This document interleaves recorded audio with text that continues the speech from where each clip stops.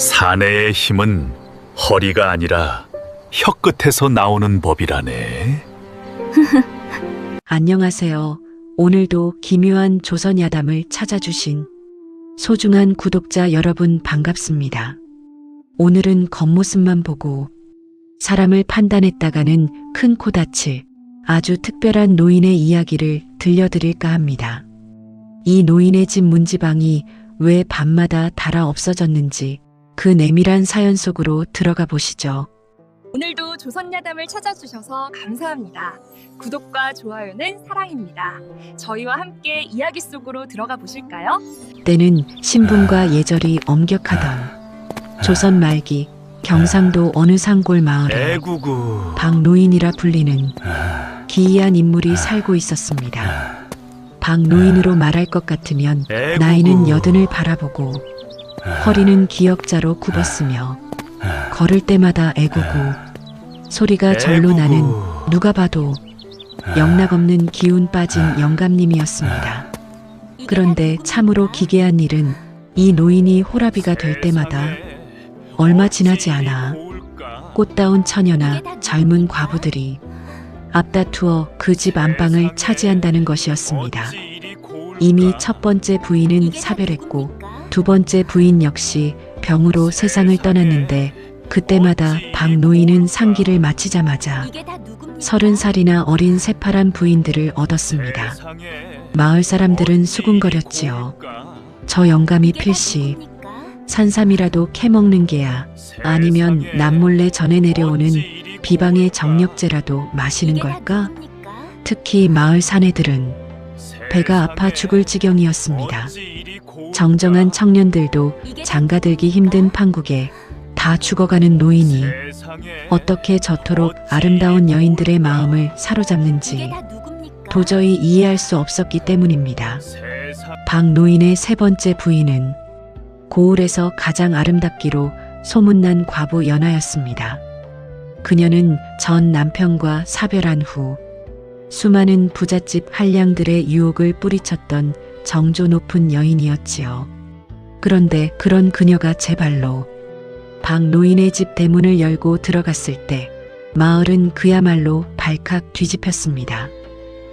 연하마저 저 영감에게 홀리다니. 필시 박노인이 요술을 부리는 게 틀림없어. 참다 못한 마을의 젊은 장정 셋이 모의했습니다. 오늘 밤 우리가 저 영감의 방을 훔쳐보세네. 도대체 밤마다 방 안에서 무슨 일이 벌어지길래 여인들이 저렇게 좋아하는지 직접 눈으로 확인해야겠어. 달빛도 숨어버린 금은밤 장정들은 숨을 죽이고 박노인의 집 담장을 넘었습니다.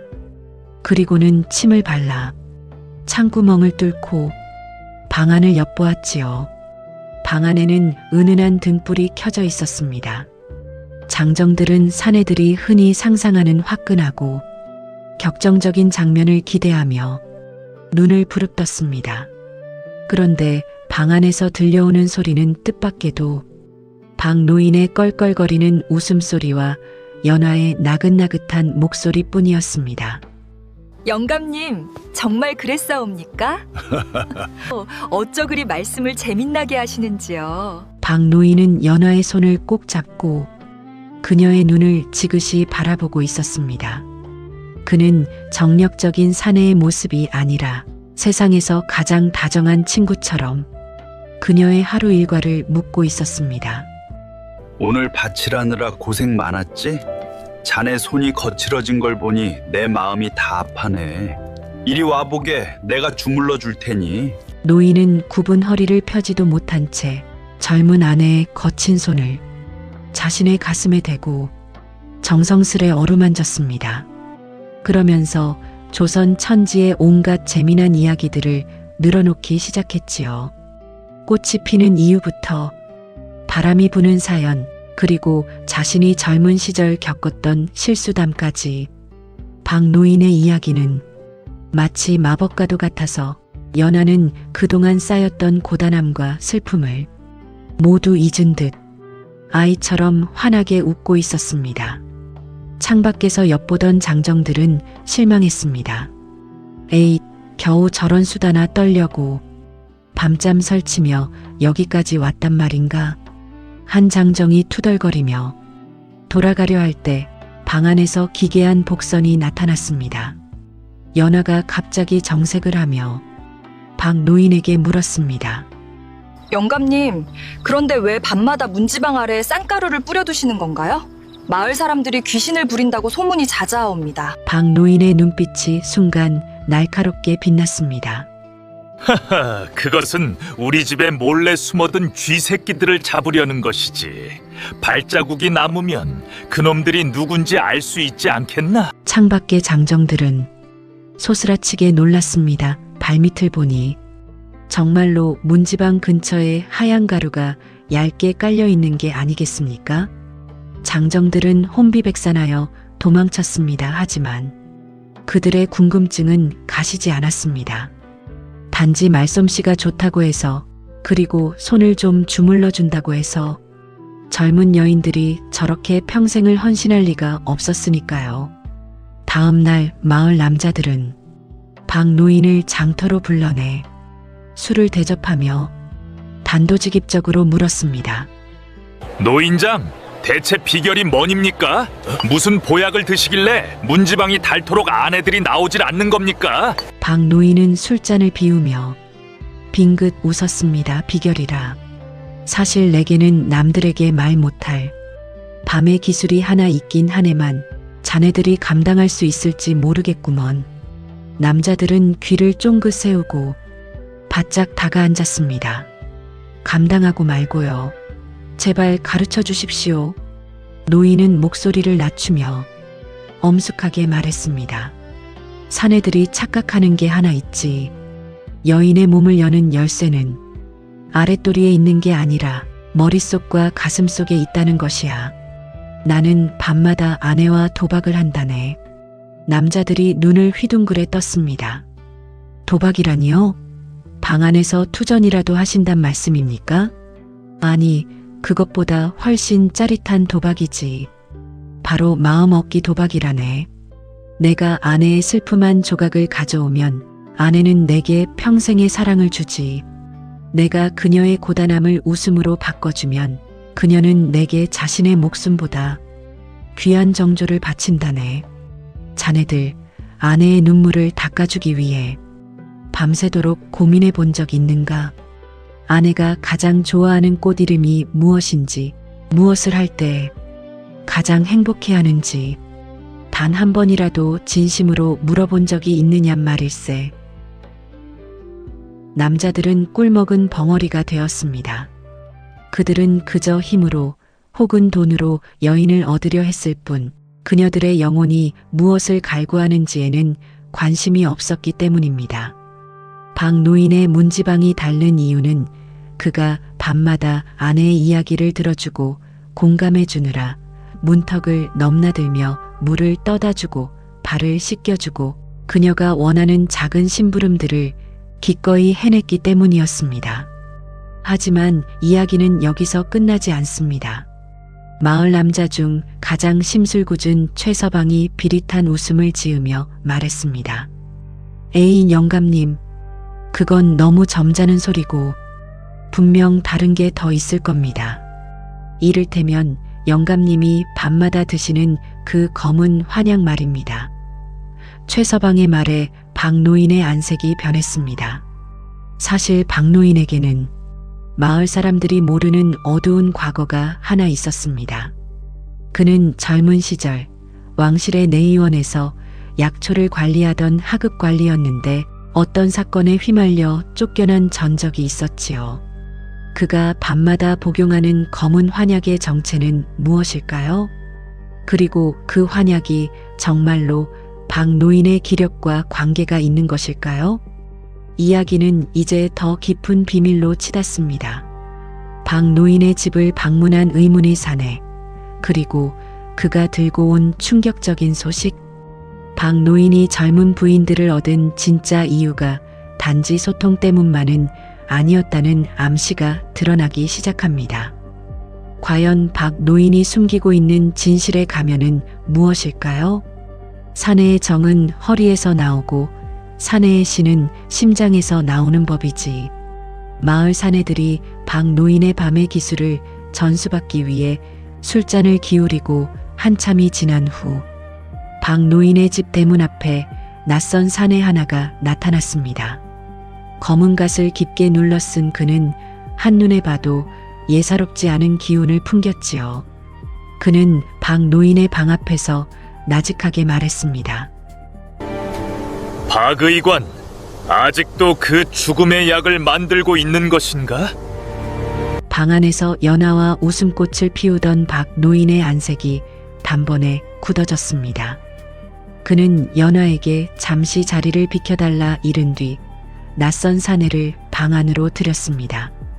창밖에서 이를 지켜보던 최서방과 장정들은 침을 꿀꺽 삼켰습니다. 의관, 박 노인이 궁중의 의사였단 말인가? 그렇다면 저 검은 환약은 분명 회춘하는 명약이 틀림없어. 방 안에서는 은밀한 대화가 오갔습니다. 자네가 내의원에서 쫓겨난 이유를 잊었나? 임금님의 기력을 보강하려다 독초를 섞었다는 누명을 쓰고 도망친 신세가 아니던가. 그런데 이곳에서 젊은 아내들을 얻어 호의호식하다니 자네 정말 제정신인가? 낯선 사내의 추궁에 박 노인은 깊은 한숨을 내쉬며 검은 환약 하나를 꺼내 보였습니다. 이것은 회춘약이 아니네. 오히려 내 생명을 갖다먹는 고통의 약이지. 나는 젊은 시절의 잘못을 속죄하기 위해 그리고 이 고을의 억울한 여인들을 구하기 위해 이 약을 먹으며 버티고 있는 것이네. 이게 대체 무슨 소리일까요? 알고 보니 박 노인이 얻었던 3명의 부인에게는 공통점이 있었습니다. 첫 번째 부인은 가난한 집안의 빚 때문에 팔려갈 위기에 처한 소녀였고, 두 번째 부인은 남편의 폭력에 시달리다 도망친 가련한 여인이었습니다. 그리고 지금의 부인 연하는 고을 사또의 수청을 거절했다가 집안이 풍비박산 날 위기에 처한 과부였지요. 박 노인은 자신의 전 재산을 털어 그녀들의 빚을 갚아주고 사또의 위협으로부터 그녀들을 보호하기 위해 혼인이라는 방패를 빌려준 것이었습니다. 여든 노인의 아내가 되었다는 소문이 나면 그 누구도 그녀들을 함부로 건드리지 못했기 때문입니다. 박 노인은 그녀들에게 손가락 하나 대지 않았습니다.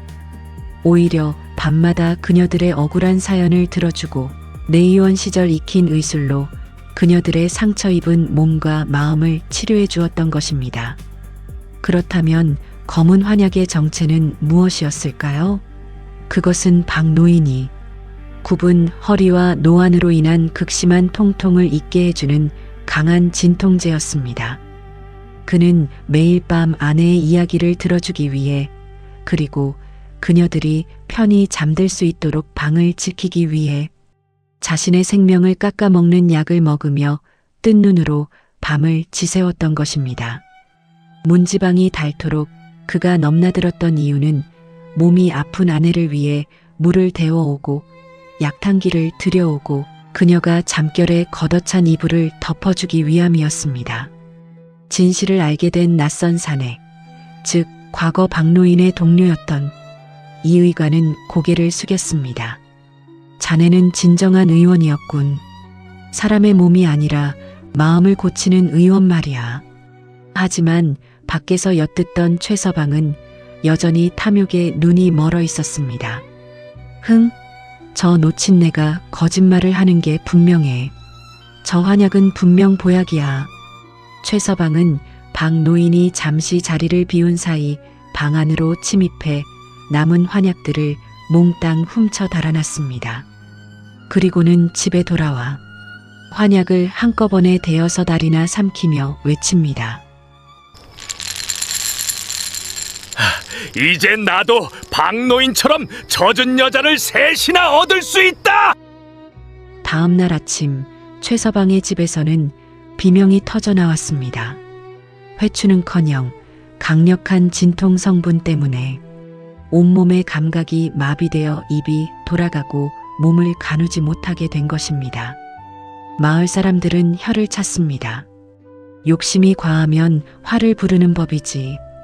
박 노인처럼 진심을 다하지는 못할 망정 약 기운으로 여자를 얻으려 하다니. 한편 연하는 이 모든 사실을 이미 알고 있었습니다. 그녀는 박 노인의 무릎에 머리를 기대며 눈물을 흘렸습니다. 영감님, 어찌하여 저를 위해 이토록 고통을 참으셨나이까? 저는 영감님의 젊음이 아니라 그 따뜻한 심장 소리가 좋아서 이 집에 머무는 것이옵니다. 박 노인은 인자하게 웃으며 그녀의 머리를 쓰다듬었습니다. 내 나이 80에 얻은 가장 큰 복은 자네의 웃음소리라네. 이제 내 갈 날이 얼마 남지 않았으니 이 집과 재산은 모두 자네의 이름으로 돌려놓았네. 부디 나를 잊고 좋은 사람 만나 행복하게 살게나. 그러나 연하는 고개를 저었습니다. 아니옵니다. 영감님이 계신 이곳이 제 유일한 낙원이옵니다. 밤마다 문지방을 넘나들며 저를 챙겨주시던 그 발자국 소리가 제게는 세상 그 어떤 감미로운 노래보다 좋았사옵니다. 그로부터 몇 달 뒤 박 노인은 연하의 품 안에서 평온하게 숨을 거두었습니다. 그의 장례식 날 마을에 수많은 여인이 찾아와 진심 어린 눈물을 흘렸습니다. 그들은 모두 박 노인에게 이름 모를 도움을 받았거나 그의 따뜻한 말 한마디에 위로받았던 이들이었지요. 마을 사내들은 그제야 깨달았습니다. 박 노인이 3번이나 장가들 수 있었던 진짜 비결은 힘찬 허리가 아니라 타인의 아픔을 제 아픔처럼 여겼던 공감의 힘이었다는 것을요. 그리고 밤마다 문지방이 닳도록 움직였던 것은 정력이 아니라 사랑하는 사람을 향한 지극한 정성이었다는 사실을 말입니다. 오늘 전해드린 박노인의 이야기 어떠셨나요? 우리는 흔히 사랑을 물질이나 조건으로 생각하곤 합니다. 하지만 박노인이 보여준 진정한 사랑은 상대방의 이야기를 들어주고 그 고통을 나누려는 작은 배려에서 시작되었습니다. 여러분의 곁에 있는 소중한 사람에게 오늘 밤 따뜻한 말 한마디와 함께 손을 잡아주시는 건 어떨까요? 이야기가 가슴 깊이 남으셨다면 구독과 좋아요 눌러주시고 박 노인의 따뜻한 마음을 느끼신 대로 댓글에 남겨주세요. 여러분의 작은 관심이 더 아름답고 훈훈한 조선의 이야기들을 세상 밖으로 끄집어내는 원동력이 됩니다. 긴 시간 시청해 주셔서 진심으로 감사합니다.